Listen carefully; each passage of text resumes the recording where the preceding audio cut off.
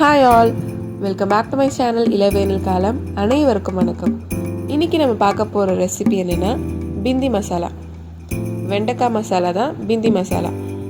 வெண்டைக்காய் நம்ம உணவில் அதிகமாக சேர்த்துக்கொள்ள வேண்டிய ஒரு முக்கியமான வெஜிடபிள். யூஸ்வலாக நம்ம வெண்டைக்காவை பொரியல் மாதிரி செஞ்சு சாப்பிட்ருப்போம், இல்லை வெண்டைக்காய் காரக்குழம்பு வச்சு சாப்பிட்ருப்போம். பட் இந்த மாதிரி மசாலா கிரேவி கன்சிஸ்டன்சியில் ஒரு மசாலா ரெடி பண்ணி சப்பாத்தி கூட இல்லை தோசை கூட சைட் டிஷ் வச்சு சாப்பிட்டு பாருங்கள், ரொம்ப சூப்பராக இருக்கும். குழந்தைங்களுக்கு ரொம்ப பிடிக்கும். ஸோ வாங்க எப்படி செய்கிறதுன்னு பார்க்கலாம். வெண்டைக்காயை நல்லா வாஷ் பண்ணி எடுத்து வச்சுக்கணும். தண்ணி கொஞ்சம் கூட இருக்கக்கூடாது. ஒரு துணியில் நல்லா தொடச்சி எடுத்து வச்சுக்கணும். நான் 1/2 kg வெண்டைக்காய் எடுத்திருக்கேன். இதை 2ஆக கட் பண்ணிவிட்டு அதுக்கப்புறமா ஸ்லிட்டாக கட் பண்ணி எடுத்து வச்சுருக்கேன். பார்த்தீங்கன்னா தெரியும், இந்த மாதிரி வெண்டைக்காவை கட் பண்ணி எடுத்து வச்சுக்கோங்க. இதை நம்ம எல்லாத்தையும் எண்ணெயில் வதக்க போகிறோம். ஸோ கொஞ்சம் கூட தண்ணி இருக்கக்கூடாது, அப்போ தான் அந்த வதக்கிறதுக்கு நமக்கு ஈஸியாக இருக்கும். ஒரு நான்ஸ்டிக் கடாயில் 5லேருந்து 6 குழிக்கரண்டி எண்ணெய் ஊற்றிருக்கேன். தாளிக்கிற அளவை விட கொஞ்சம் அதிகமாக சேர்த்துக்கணும், அப்போ தான் நல்லா அந்த கோல்டன் ஃப்ரை ஆகும் அந்த வெண்டைக்காய். அந்த அளவுக்கு நம்ம வெண்டைக்காவை வதக்கி எடுத்து வச்சுக்க போகிறோம். எண்ணெய் சூடான பிறகு நம்ம கட் பண்ணி வச்சுருக்கேன் நீல வாக்கில் இருக்கிற அந்த வெண்டைக்காய் எல்லாத்தையுமே நம்ம பேனில் ஆட் பண்ணலாம். இது எல்லாத்தையும் ஒரு 5லேருந்து 6 மினிட்ஸ்க்கு நல்லா வதக்கணும்.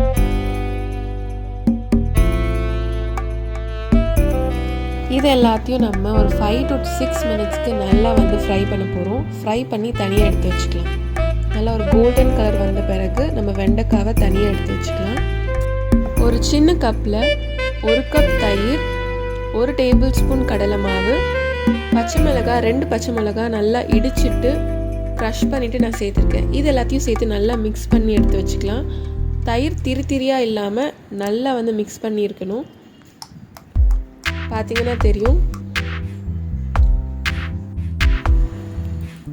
இப்போ நம்ம மசாலா செய்யறதுக்கு அதே நான்ஸ்டிக் கடாயில் 2 டீஸ்பூன் ஆயில் ஆட் பண்ணியிருக்கேன்.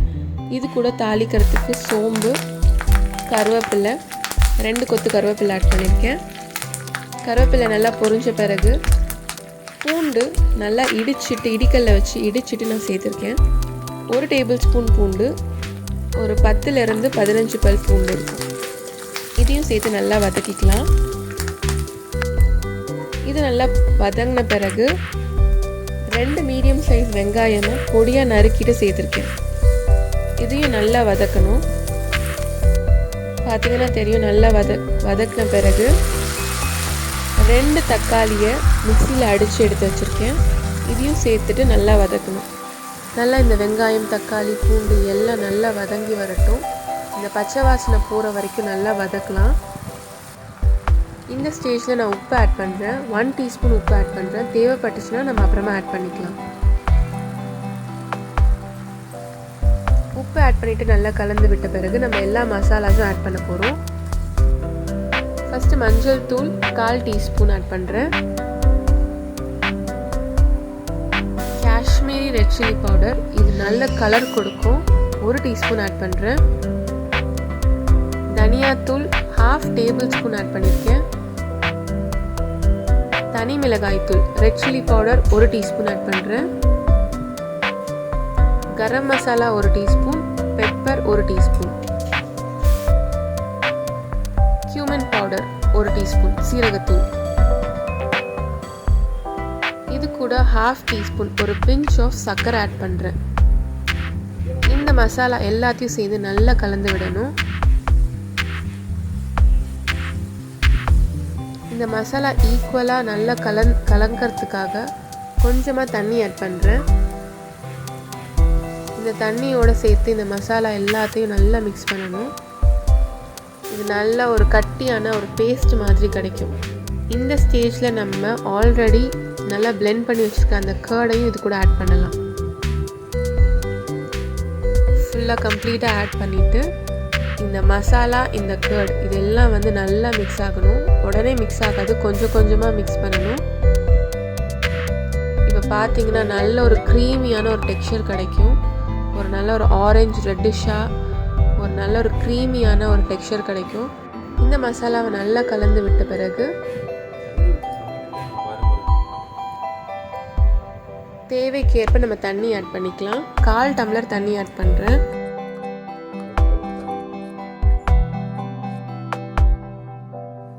மசாலா எல்லாம் ஒரு சேர வந்து நல்லா கொதிக்கணும். நல்லா எண்ணெய் பிரிஞ்சு வர அளவுக்கு நம்ம கொதிக்க விடணும். நான் சிம்மில் வச்சு ஒரு 5 மினிட்ஸ் நல்லா கொதிக்க வச்ச பிறகு நம்ம ஆல்ரெடி எண்ணெயில் வதக்கி வச்சுருக்க வெண்டைக்காவை இப்போ இதில் ஆட் பண்ணுறேன்.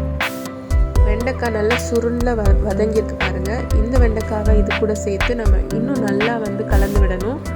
அப்போ தான் இந்த வெண்டைக்காய் இந்த மசாலா எல்லாம் ஒரு சேர சேர்ந்து அந்த வெண்டைக்காயில் அந்த மசாலாஸ் எல்லாமே இறங்கும். அப்போ தான் டேஸ்ட் ரொம்ப நல்லாயிருக்கும்.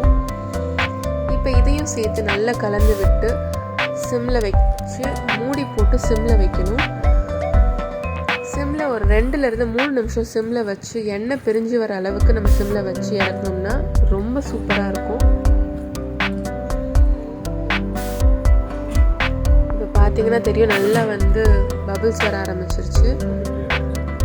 இந்த ஸ்டேஜில் நம்ம வந்து லிட் போட்டு க்ளோஸ் பண்ணலாம். க்ளோஸ் பண்ணிவிட்டு சிம்மில் 2 to 3 மினிட்ஸ் வச்சா போதும். இன்னும் நல்லாவே திக்காக எண்ணெய் பிரிஞ்சு வர ஆரம்பிக்கும்.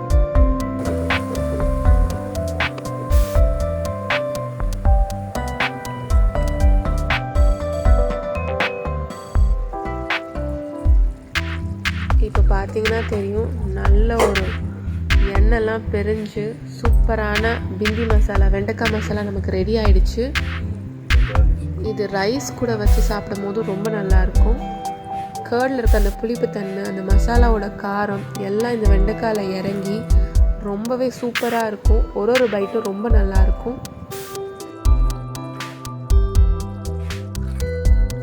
நம்ம ரைஸ் கூட வச்சு சாப்பிட்டாலும் ரொம்ப சூப்பராக இருக்கும். குழந்தைங்களுக்கு இது ரொம்பவே பிடிக்கும். ஏன்னா இதில் ரொம்ப காரம் இருக்காது, லைட்டான புளிப்புத்தன்மை இருக்கும். அண்ட் இதில் வந்து நிறைய இந்த வெஜிடபிளும் நிறையா இருக்கிறதுனால அவங்க கண்டிப்பாக வந்து விரும்பி சாப்பிடுவாங்க.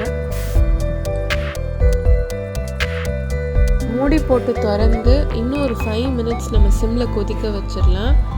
நல்லா வந்து கொதி வந்த பிறகு நம்ம கட் பண்ணி வச்சுருக்கேன் இந்த கொத்தமல்லி எல்லாத்தையுமே நம்ம ஆட் பண்ணலாம். ஃபைனலாக கொத்தமல்லியும் ஆட் பண்ண பிறகு சூப்பரான பிந்தி மசாலா வெண்டைக்காய் மசாலா வந்து ரெடி ஆகிடுச்சு. இது நல்ல ஒரு டிஃப்ரெண்ட்டான ஒரு ரெசிபி. வெண்டைக்காய் வச்சு யூஸ்வலாக பண்ணுற மாதிரி இல்லாமல் புளிக்குழம்பு, மோர் குழம்பு, பொரியல் மாதிரி இல்லாமல் இந்த மாதிரி ட்ரை பண்ணுங்கள். கண்டிப்பாக நல்லாயிருக்கும். வீட்டில் எல்லாருக்கும் ரொம்ப பிடிக்கும், குழந்தைங்களுக்கும் ரொம்ப பிடிக்கும். ஏன்னா இதில் ரொம்ப காரம் இருக்காது, மைல்டான அந்த புளிப்பு தன்மை இருக்கும். பார்த்தீங்கன்னா தெரியும், நல்ல ஒரு திக்கான ஒரு வெண்டைக்காய் க்ரீமியான வெண்டைக்காய் மசாலா பிந்தி மசாலா ரெடி ஆகிடுச்சு. இந்த ரெசிபி உங்களுக்கு பிடிச்சிருந்துச்சுன்னா கண்டிப்பாக ட்ரை பண்ணி பாருங்கள். இந்த வீடியோ உங்களுக்கு பிடிச்சிருந்தா லைக் பண்ணுங்கள், ஷேர் பண்ணுங்கள், கமெண்ட் பண்ணுங்கள். இளவேனில் காலம் யூடியூப் சேனலை சப்ஸ்கிரைப் பண்ணுங்கள். தேங்க்ஸ் ஃபார் வாட்சிங்.